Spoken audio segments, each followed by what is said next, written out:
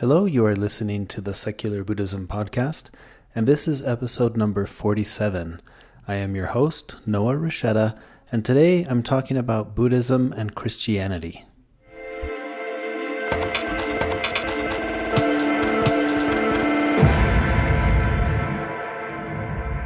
In this podcast episode, I want to talk a bit about Buddhism and Christianity with regards to similarities and differences. When I teach workshops about Buddhism, it's almost inevitable that someone will come up to me after and ask me about what the major differences or similarities are between these two traditions. And this is a question that really can't be answered accurately in that setting or in that moment because there are a lot of things to address. So I've decided to address this question in this specific podcast episode, and I hope this will help to clarify a few things. This is a topic I'm excited to address because I myself live in a community that's very Christian and with a family dynamic where we have a mixed faith marriage and a mixed faith family. So this is a dynamic that I think is important to understand for anyone interested in following the the Buddhist path or the a contemplative path. To understand how that works in comparison with Christianity. So before I jump into that, I do want to clarify three important things, three notes or clarifications about this topic. And the first one is this is not a presentation about which tradition is right or which one is better, because remember the quote I share all the time by the Dalai Lama, do not try to use what you learned from Buddhism to be a Buddhist, use it to be a better whatever you already are. This is especially relevant in this podcast episode. We're talking about paths and in what ways are these paths similar or perhaps different, but we're not saying which path is right, which one is better, which one will get you there faster. It doesn't work that way, and I'll explain that as I address these things. The second note is regarding apples and pears. In many ways, this topic is like a comparison of apples and pears. They're both fruit, but they're not the same thing. And to further complicate it, there's not one single apple. There's not one single pear. For apples, you have Gala apples and Fiji and Honeycrisp and red. Some are red, some are green. You've got Granny Smith apples, etc. And it's the same with pears. You've got the Anjou pear, the Bartlett pear, the Concord pear, different kinds of pears. And likewise, there is not one Christianity and there's not one Buddhism. So I'm not too concerned with trying to address any specific doctrinal differences or similarities, because you're already going to have that just in between the various forms of the same overarching topic. So just within Christianity, just like you have the Gala apple, the Fiji apple, the Honeycrisp apple, you're going to have these differences of Mormonism versus Catholicism versus Protestants versus you're going to have that already, and this happens on the Buddhist side as well with the various forms or schools of Buddhism. So in a general, overall sense, I will address some of the differences that I think make sense to be discussed. The third note here is that I'm not an authority on Buddhism or on Christianity. I certainly have a background with both. My background with Christianity is Mormonism and Catholicism. I attended middle school and high school private Catholic schools where religion classes were mandatory. I attended Mass often as it was required. Half of my family, one side of the family, is Catholic, and the other side is a mix of a lot of things. But my family converted to Mormonism when I was young. I was about 3 years old. So I grew up attending the LDS Church and attended what we call seminary, which is a 4-year religious program, and then served a full-time 2-year religious mission in Ecuador, preaching and sharing the Mormon message. After that, I attended weekly Institute of Religion courses in college for another 3 years until I got married. On the Buddhist side, I started studying Buddhism on my own about 7 years ago. And one of the first encounters I had with Buddhism was a lecture series by Jay Garfield called The Meaning of Life, Perspectives from the World's Great Intellectual Traditions. And it offered a wide exploration of what various spiritual, religious, and philosophical traditions from both East and West have contributed to that big question of what is the meaning of life. And the Buddhist answer to that question was turned around and said, well, who wants to know? And that really fascinated me. That was one of my first experiences with Buddhism. The answer wasn't about the answer. It was about looking at the question. And at that point, I was hooked and started learning more about this specific tradition on my own. I devoured dozens of books in order to understand everything I could about Buddhist philosophy. Eventually, I decided to take my studies a step further. I enrolled in a 2-year Buddhist ministry program, graduated from that earlier this year. So with that, I feel I have a suitable understanding of the topic, and yet I do want to be very clear that I do not officially represent any specific tradition. My experience with these topics comes from years of practicing on both of these paths. While I feel that my understanding is experiential in nature, these are simply my opinions, and they may differ from what others will say about this topic. And I'm going to focus mostly on explaining the Buddhist perspective, as that is the tradition that I currently teach and practice. So having said that, let's jump into this topic. So you can say that an apple and a pear, while being very different, they're still both the same thing. They're a fruit.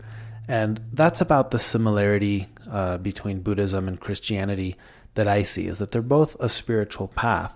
But as far as types of paths, or as far as spiritual paths go, there are some differences. So the first one is thinking about this in terms of questions and answers. This is what I alluded to a second ago with my original encounter with Buddhism. One path focuses more on the answers.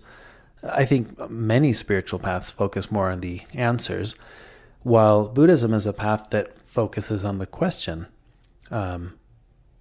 So that makes it so that these are not paths that are fundamentally opposed. When you have two paths that are focused on answers, then you have conflict if the answers aren't the same. If this path says, that here's, the meaning of life is A, and the other path says the meaning of life is B, those are two answers. So the answers may be conflicting, and if they are, then you have to address that. Buddhism doesn't necessarily conflict with Christianity on this point, because Buddhism doesn't have an answer for a lot of the existential questions. They're irrelevant. So in my opinion, both traditions can work hand in hand when it comes to this, because of that very reason, that one focuses more on the question and the other one focuses more on the answer. So applying that in my own experience, in my own life, it hasn't necessarily been a big issue with interacting with family members, or in my immediate family, or members of the community, with regards to these two traditions, because my approach doesn't necessarily threaten their answer. If they have an answer, I don't have an answer that conflicts or counters it, that says, wait, no, this is the right answer. The Buddhist approach allows me to just be introspective and say, well, with the question, is there a God? Who wants to know? That's the part I'm concerned with. Who wants to know, and why do I even feel the need to know the answer to that question? And that's where I'll stay. That's where Buddhism typically hovers, on that side of the question, and it doesn't get to the other side where the answer is, where you're going to have conflict if the answers are different. Again, that's in my experience. So that leads us to the second way that these paths are kind of different, is the type of path. So a path, typically, the point of a path is to get from point A to point B. That's why you're on the path. Spiritual traditions are similar. A typical spiritual journey is about getting from point A to point B. And the goal may be, the A may be you're in the world and you're trying to get to heaven. That's point B. Arriving at heaven or paradise or someplace similar. So you could say that the goal is to arrive at a specific place, and that's why the path is there. The path is the tradition, right? So from the Buddhist perspective, it's also about getting from point A to point B, and we refer to point A being a place of suffering, and point B being a place where there is no suffering. So we would say, samsara and nirvana. Nirvana is that place where you want to go, where you no longer experience suffering. However, these are not physical places. These are mental states. So they exist in the here and now. Therefore, it makes it so that the path itself is the goal. Because if these are mental states, we realize that if we're at point A and we want to be at point B, what we have is this situation where we want life to be other than it is. I'm here and I don't want to be here. I want to be there. So we experience suffering. So what we practice in Buddhism is this form of acceptance. You could say radical acceptance. Tara Brach calls this radical acceptance. What if I was okay with being where I am? This is where I am, and I'm okay with that. I no longer feel this need to arrive at point B. And this is one of the great Buddhist paradoxes, is that paradoxically, in that very moment of acceptance, I no longer want life to be other than it is. I accept that this is how it is. This is where I am. And in that moment, I arrive at the very place that I wanted to be at originally, but I get there because I no longer want to get there. That's the paradox of Buddhism. So with that, these paths are they're not conflicting. Because if the point on the Christian path is to get from point A to point B, and the point of the path on the Buddhist path is to learn to find joy and contentment with wherever you are on the path, then there's no conflict, again, because the approach is just different. So again, that's in my opinion, that's been my experience with understanding these two traditions. So another overall topic in which they differ is that one tends to be an internal process and the other tends to be an external process. So, for example, Christianity is a theistic tradition. There is an external source, a deity, that's kind of at the helm of everything. From the Buddhist perspective, it's a non-theistic tradition, meaning that because it's internal, the force that we're contending with is internal. It's our own mind. So again, the essence of what Buddhism teaches is that instead of running away from suffering and from discomfort, we can learn to face it. We can look deeply into the nature of our own suffering and begin to recognize its cause. So suffering arises anytime we want life to be other than it is, and the scale and the intensity may vary according to the situation. For example, the loss of a loved one versus being stuck at a red light when you're late for work. Those are very different situations. But at its core, we have a resistance to accepting that moment the way that it is. And that's what causes us to suffer. And the overall feeling in any circumstance where we experience suffering is going to be similar. We experience discomfort with the reality that we're faced with, and we suffer because that reality does not conform to the desired or expected reality that we've projected in our minds. So a proper recognition of the causes of our suffering will allow us to understand that there is indeed a path that allows us to transform our suffering. And this process is introspective in nature, like I mentioned.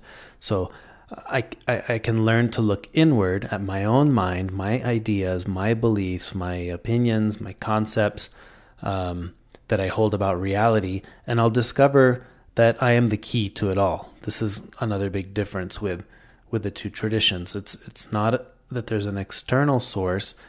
From the Buddhist perspective, there's an internal source. It's my own mind, and it can be my best friend, but it can also be my worst enemy. And it's like you've probably heard that parable of the two wolves that we all have inside of us, and one represents things like kindness and bravery and love, and the other one represents negative things like hatred and greed. Well, the Buddha spoke about suffering in a similar way. And the idea is that the things that we feed will grow, while the things that we don't feed will die. And we have the tendency to look for happiness, peace, contentment, as if these were the things outside ourselves. We think, once I have this, or once I finally get that, or if I get the raise at work, if I can convince my spouse to be more like me, to think like me, or, if my family finally accepts me, whatever it is, whatever external circumstance it is that we're trying to change, we experience suffering because we're wanting life to be other than it is. So what if we could practice acceptance? What if we could accept the moment just as it is, accept ourselves just as we are, and start to do away with the duality of, who I am and who I think I should be, or flipping this, towards others. Imagine extending that to someone else, allowing someone to just be who they are rather than who I think they should be, who we think they should be. I want to clarify that acceptance in this sense is not the same thing as resignation. This is not resigning to the fact that, life is this way and I can't do anything about it. No, what we're accepting is that this is what is, and I realize there's a lot I can do with that. The moment I realize this is what it is, I can learn to work with reality instead of against it. I can minimize the suffering that I and others experience on this journey because I'm working with the reality the way that it is. So that's one of the differences, again, of the two traditions. One focuses on an external source of goodness, right? There's good and evil viewed as embodied in these symbols of God on one side and the devil on the other, but these are external. And from the Buddhist perspective, it's all internal. It's saying, it's like the analogy of the wolves, right? They're both inside of you. So that's another difference. In one of his final teachings, the Buddha said, "Be a light unto yourselves." He said he taught that we are our greatest teacher, and a monk actually asked him. He said, "Buddha, what if we meet you on the path?" And the Buddha replied, "Well, don't accept anyone you meet on the path towards liberation, even if you meet me." The essence of the spiritual journey from a Buddhist perspective is to realize that you are it. You are your greatest teacher. You are also your worst enemy. In fact, in the Dhammapada, we read that whatever harm an enemy may do to an enemy, an ill-directed mind inflicts on oneself a greater harm. And this verse is saying that it's our own mind that can do us worse harm for us than even an enemy, an external enemy. So this is saying the internal enemy is far more dangerous than the external enemy. So while one path may focus a bit more on the external approach and the other one focuses on the internal approach, again, I don't see that as being an area where they necessarily conflict, because they're just different approaches. It's like apples and pears or apples and oranges. They're just entirely different approaches to the spiritual path. I hope that we can find, that you can find in yourselves the ability to practice compassion and acceptance for who you are, for who others are, and for where you are and where others are on their individual paths, rather than thinking, hey, this path is working for me, you should also be on that path. We should recognize that if the path is the goal, then there's really no wrong place to be on that path. There's no wrong path to be on either. Wherever you go, there you are, right? You're on the path. And you can find that peace, joy, and contentment on your path. And I hope that we can learn to see the uniqueness of every step we take along the way of whatever path it is that we're on, whatever unique path. Oftentimes someone will say to me, well, isn't it fair to at least recognize that one path may be better than the other or more suitable to the other? And I would say yes. The answer to that is yes, but it's circumstantial, right? Think of a normal path, an actual path in the forest. There may be a paved path, and there may be a path that's rocky and goes and it's pretty steep. Now, you could say, well, is one path easier to walk than the other? Maybe, yeah. Is one path easier to rollerblade than the other? Sure. I may be on the path that's rocky and steep, and find that it's working better for me because it's going to get me to my desired destination faster. But I'm wearing hiking boots, and I've got a pole, and I've got a backpack, and I'm ready for this off-road trail, and you're standing there next to me in flip-flops, and you're saying, hey, is that the right path for me? It may be a matter of saying, no, with how you are right now, this is not the right path for you. Stay on that path. Stay on the pavement. I think it becomes really healthy for us when we start to look at these traditions, these paths within these traditions, and recognize that I'm on the path that seems to be working for me. And now, how do I know that?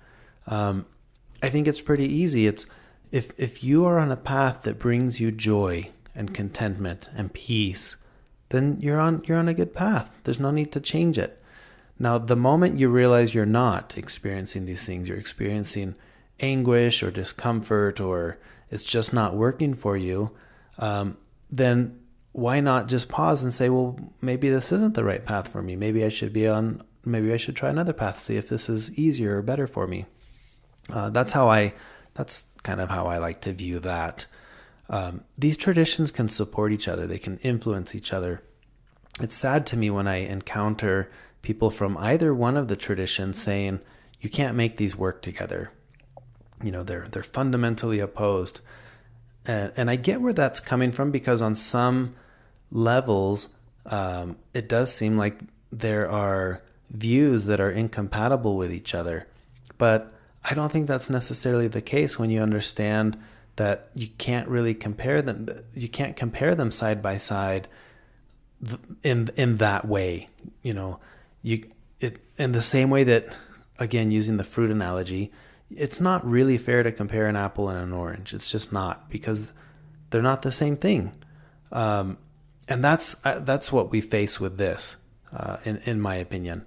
Now, I mentioned before, many of us live in communities where we don't necessarily share the same beliefs. I am in a mixed faith family, a mixed faith marriage.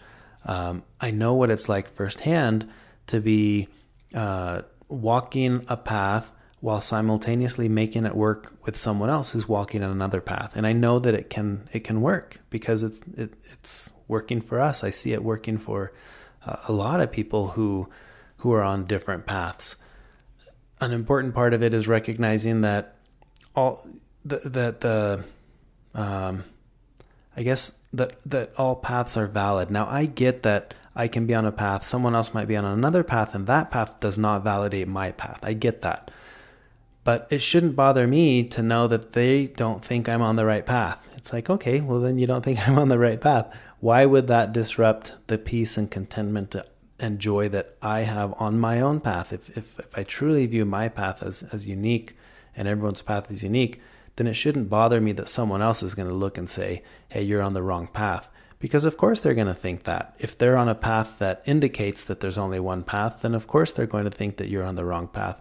But why should that be problematic? Why should it be problematic for you, whatever path you're on? Now, it may be problematic for them, because by the very fact of thinking that they're on the right one and you're on the wrong one, they're the ones experiencing suffering, because they think, oh no, this person I care for is on the wrong path.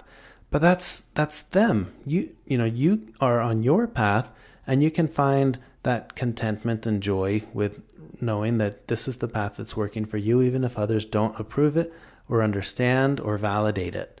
That's a whole different topic, I think, that I don't really want to go into in this specific podcast episode. But it's something worth looking at if you're experiencing that, thinking, why do I feel that I can't be validated on my path until someone else validates me? That's something worth looking at, because what you'll find with introspection, again, this is looking at the question, right? It's not about the answer. It's looking at the question. Why do I need you to validate me for me to feel comfortable on my path? Look at that. Explore that in yourself, and you may find that also becomes irrelevant. So again, these traditions can support each other. I think it's perfectly acceptable to have someone who's on one path who uses elements of another path to increase their to benefit them on whatever path they're on. Looking for the good that other paths have, using the ideas and concepts that others have as tools to help us alleviate the suffering in ourselves and others on our own path, I think is a noble thing. And that's something that we can do when we start to view our own path as our own path. It's one thing to think I'm on the right path, but it's another one to think that mine is the only right path. See, it can be right for me and wrong for you. That's very different than thinking if it's right for me, then it must be also right for you. I think that can be very powerful to have that view of paths. So that's all I have for this topic. I know that there's so much that can be covered here. We could go into specific differences in like doctrinal views of reality and the world, but I don't think that that's necessary. You can study all that on your own. Read books about, whatever path that you're on. Study it, learn it, be familiar with it. But I would invite you to explore it at a level where you ask yourself, is this path working for me? Because if it is, don't disrupt it. Just stay on that path.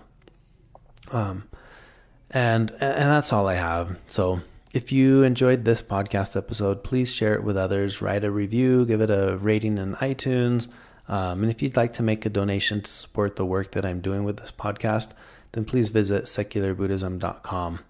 And that's all I have for now, but I do look forward to recording another podcast episode soon. So until next time.